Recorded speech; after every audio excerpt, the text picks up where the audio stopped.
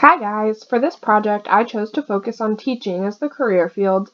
This is the field I am studying, and I thought it would be interesting to explore the education field in a different country.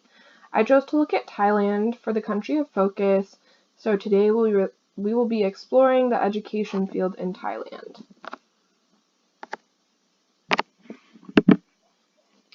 The history of education in Thailand started in the Buddhist temples. All males received an education based on religion and at the age of 20 were required to serve as ordained monks. They were also taught to read and write. During this period, women in Thailand were taught homemaking skills, cooking, cleaning, good manners, and Thai traditions. Later on, European explorers brought Western ideas about education to Asia. School became institutionalized and education became more widely available. With this expansion, the first teaching school was opened in 1862. It was the first place people were formally trained to teach. After the first, many teaching schools popped up throughout Thailand. Eventually, there was one in every province, and today there are over 100 institutions that provide education for teachers. The education of teachers is very similar to that of U.S. teachers. At minimum, they must have the equivalent of a bachelor's degree, and there are also master's and doctorate programs available, though not as common as bachelor's degrees. For a while, the Thai government was having trouble finding people to fill teaching positions. More intelligent Thai people chose fields like medicine, literacy, and science.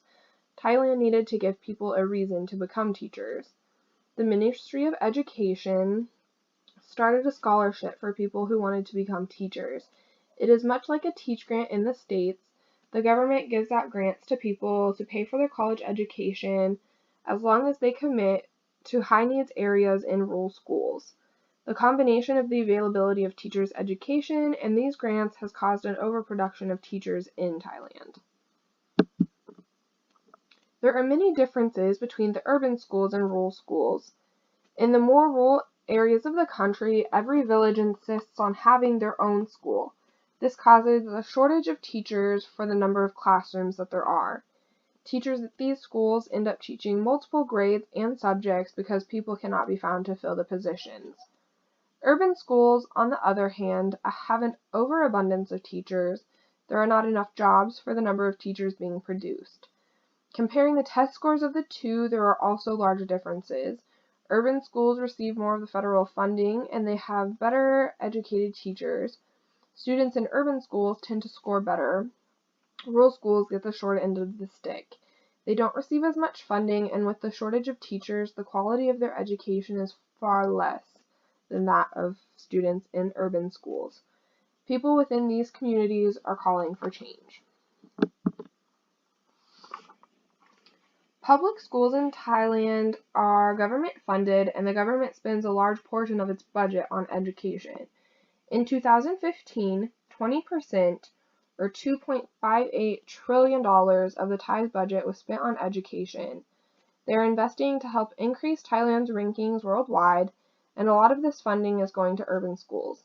By looking at the chart, you can see that Thailand falls behind in all areas tested worldwide. Their education budget was increased in hopes that their standings globally would increase, but thus far that has not been the case. Throughout my research, I found many similarities between Thai education and education in the States.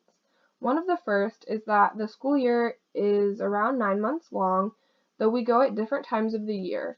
In Thailand, their school year is from May until March. The end of March through the beginning of May is their hot season, the equivalent of our summers, and students are out of school. The school days are also very similar in length, and as previously mentioned, school is publicly funded. There is some variance between sources, but some say that 12 years are publicly funded while others say 15. This could be due to the preschool age program for their version of kindergarten.